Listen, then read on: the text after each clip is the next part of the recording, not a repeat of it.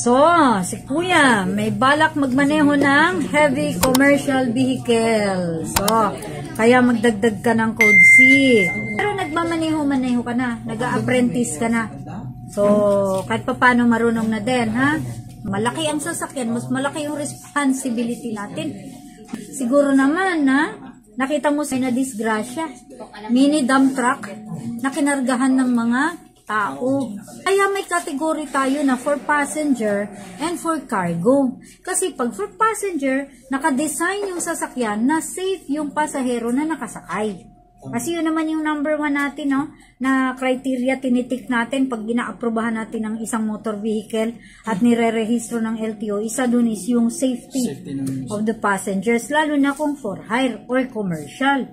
So kung cargo ang kanyang category, ano ba ibig sabihin ng cargo? Di karga o hindi pasahero, di ba? So kung karga, pwedeng bato, buhangin, goods, yero, or scrap, whatever. Hindi tao. O tingnan mo nangyari, nung nagkaroon ng disgrasya, walang safety. Kaya para kang yung tabo, kuya, na gibuhos lang ganyan, nangahulog ang mga tao.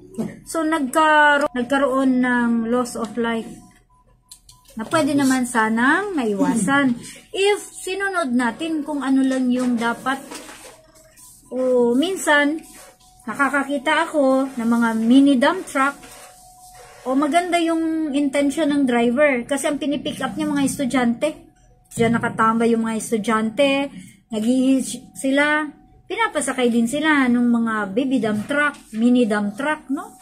Pero yung iniisip natin kapag ang disgrasya, kaya may sinasabi na defensive driving. Kasi titingnan natin kung hindi ba ako masabit dito, kung sakaling matumba itong sasakyan. Hindi kaya ako liable dito sa mga pasakay ko na pasahero? Which is, syempre, dump truck. Para kayong mga ano lang na nilagay doon. Wala kayong mahawakan, whatever. Open pa. So, mataob ng konti. Tapon tayo lahat. Alam nga naman na may seatbelt lahat sa gilid. Eh, cargo nga yun eh. O, paano lagyan ng seatbelt, diba? Talian sila lahat na naunsa na. Kaya yan nangyari. Nagkaroon ng disgrasya at may mga namatay. So, yan kuya, minsan, okay lang sabihan tayo maramot. Kaysa dumating sa punto na tayo yung dahilan kaya mawala ng buhay yung ating kapwa. So, pangalawa dyan, sa pagmamaneho ng mga malalaking sasakyan, to road courtesy will come into play. Magdahan-dahan tayo kung meron tayong madaanan na sasakyan na mapapa. Kaya sila, umalis sila ng bahay nila, naligo sila, kaya gusto nila fresh sila pagdating sa pupuntahan nila, tapos daan ka. Tasigan mo lang mo. Liguan mo sila ulit na ano? Ha? O diba? O yung mga girls, isang oras sila naglalagay ng kilay, kuya. Lagay sila ng kilay, tapos magdaan ka, kalahati na lang ang kilay. Ikaw, tatawa-tawa ka doon, nagmamaneho ka, petiks-petiks, minumura ka na nung nabasyahan mo ng tubig. So, courtesy, ha? At pangatlo ay ang ating ilaw, lalong-lalo na ang headlight.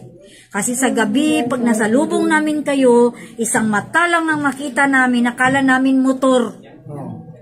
Pag malapit na tayo, mabulaga na lang tayo, malaki pala siya.